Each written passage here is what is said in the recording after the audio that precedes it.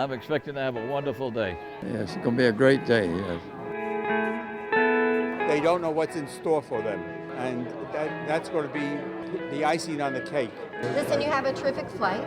You're going to have a great time. We're going to treat you like royalty because you are your national treasure. Add the title of rock star to your profession, right? Okay, gentlemen. Okay, this is for the money. Thank you. Good morning again. In gate 10 for honor flight to Baltimore, Washington. Oh, we're going for a ride. We're heading up to Washington to see all the monuments and all the great places. War veterans are being honored, Second World War in this case, and Korea too, yes. I feel as though they're my brothers.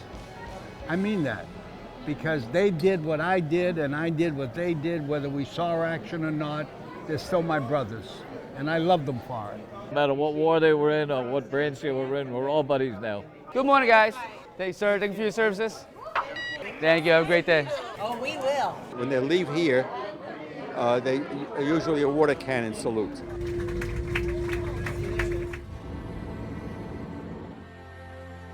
On behalf of Spirit Airlines, we wish each and every one of these veterans a wonderful day in our nation's capital.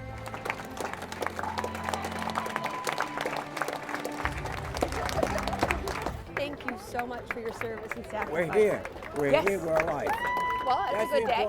Thank you very much, sir. You enjoy your time out here, okay? Good to have. Oh, all right. Watch out for this one. Hello, darling. How are you?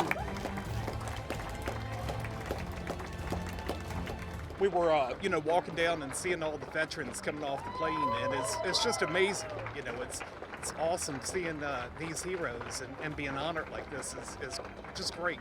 For being one of the first ladies off the plane. I just thank them for their service and thank everybody for their service. Take your time, Joseph. Take your time. It's very heartwarming to see these guys come out here, and, knowing all that they gave to make our country what it is today, and then knowing that'll be us someday, hopefully. So it's real nice, and it's real rewarding to give back to them.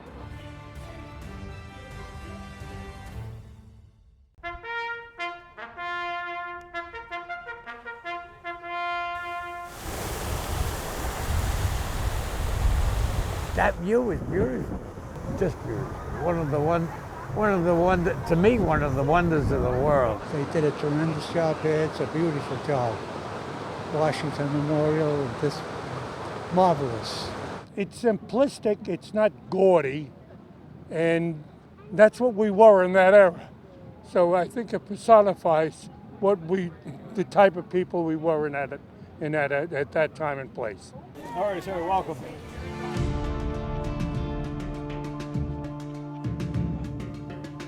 It's the most visited memorial in D.C., and the others are wonderful. I just say because there are a lot of children, grandchildren, who come here to honor their fathers or their grandfathers. They're thanking me for something that any one of us who lived in that era would have gladly have done. We were attacked Pearl Harbor. And so we went from high school to war. And we never regretted it. We have never regretted. We did what we had to do. We're very happy to see a thing like this, especially when the soldiers, the old soldiers, are honored finally. You want to thank me? That's all right. I served my time in the Army, and I was never thanked. This is the first time, so I appreciate it.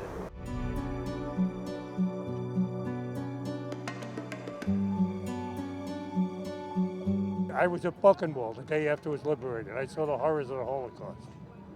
And I wish that every major institution of higher learning had a Holocaust studies program, so we would never forget man's inhumanity to man. The day I walked into Buchenwald, I thought I was back in the dark ages.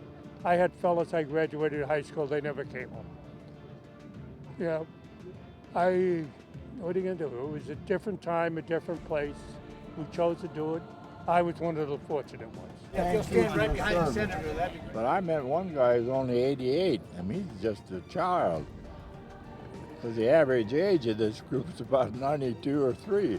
Some of us are still around. We had 16.5 million in serve. We're down to 700,000, and we lose 1,000 a day.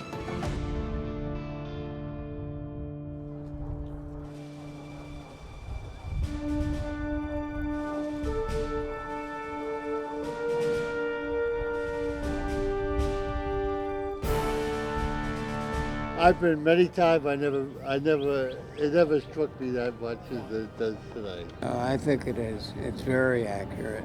Very moving. Yeah, very moving. It's a shame that all these people lost. And I was there for the last 6 months of the war when they argued about round table, square table, and round table. Yeah, unfortunately, it should have ended sooner.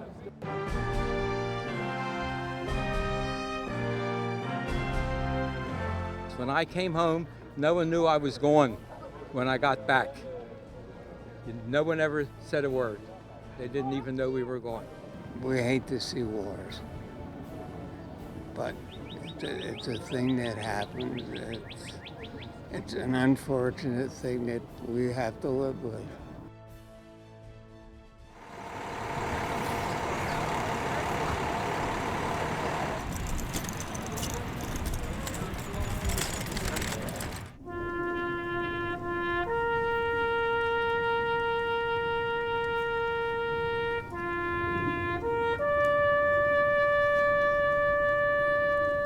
So far, I can't express the words. We're soldiers, and if you're a soldier, you do your duty.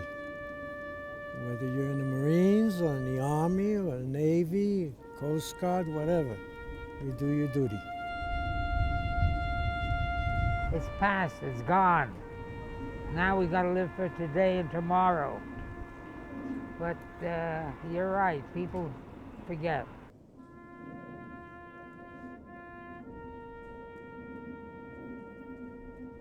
I am Staff Sergeant Vincent, the 3rd Infantry Regiment, United States Army, commander of the relief, Guild of the Unknown Soldier.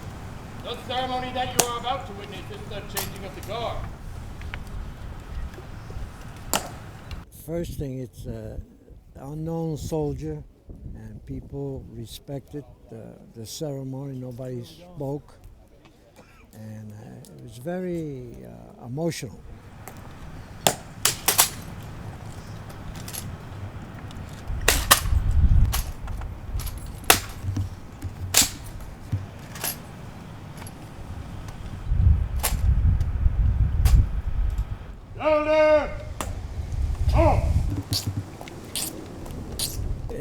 It's hard to explain because it's an emotion inside,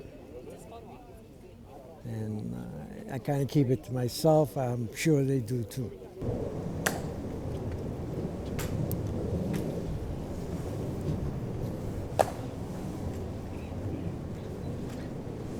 We're all brothers, you know, and sisters, and it's like a big fraternity. We served our country, we did what we were asked. Some were overseas, some didn't make it overseas, some were wounded, some were not, but we all served our country. I think this is a good thing. This honor flight is a very good thing for the veterans. Oh, well, this trip is unusual, yeah. My memories here are great.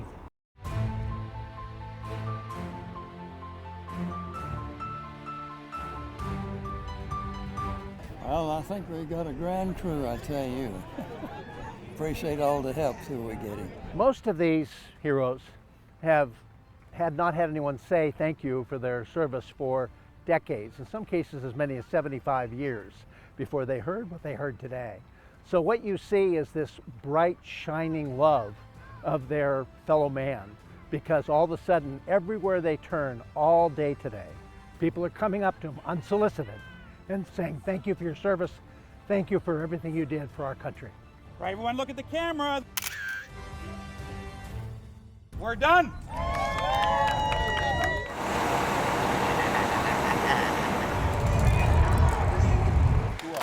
the humility of these heroes. They all want to say, you know, it wasn't that big a deal. I just served and I didn't do anything heroic. Well, what they did is upended their lives.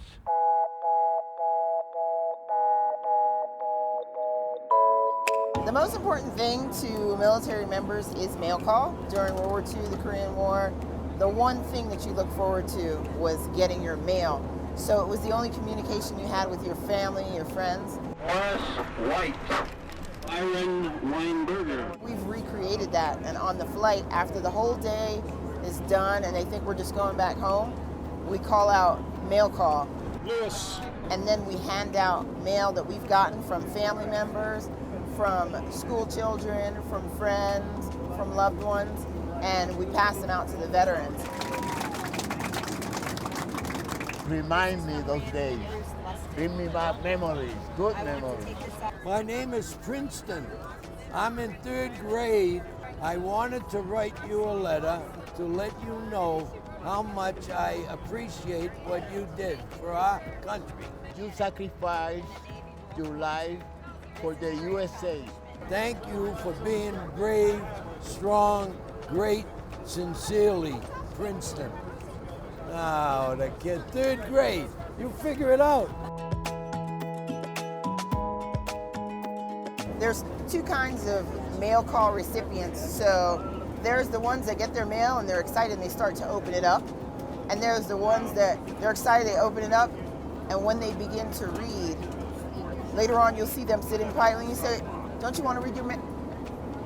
They want to wait till they get home because it's so emotional. Oh man, it goes right there.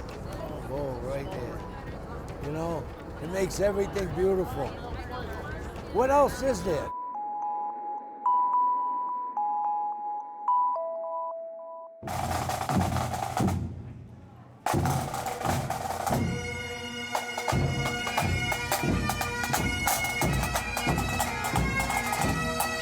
This was one more time mission accomplished and with bravado. It was an incredible time. Hey, sir, welcome back. Good day today? Oh, yeah. Thank you for your service. Welcome home. Wonderful day. These World War II and Korean veterans were up to it. They fulfilled their final mission in the military, and they're very proud of what they did and what they saw and all the people that appreciated them. It was an amazing day.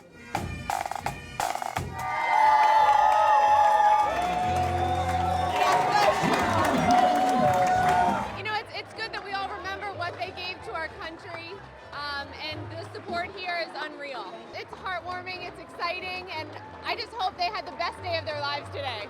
If you watch their faces, you'll see the tears in their eyes.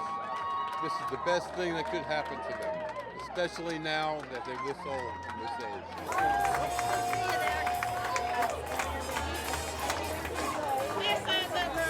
We've had a history of military activities in Broward County. Now we have this real, tangible experience where people leave their home on a Saturday night, and instead of going to some restaurant or some play, they're here welcoming home people that served this country 75 years ago, and they do it in absolute patriotism. What it says to me is we live in an amazing county. We are blessed. It's just overwhelming, the response and appreciation that people have shown. Incredible, unbelievable, thoughtful, eventful, spiritual. I'll never forget it. I can never forget it. I'll write it down, but I couldn't forget it. The most beautiful thing that's happened in my life, I'm 90, and God has overblessed me, and just to see this kind of, it's great. America, with all her problems, she's still the greatest.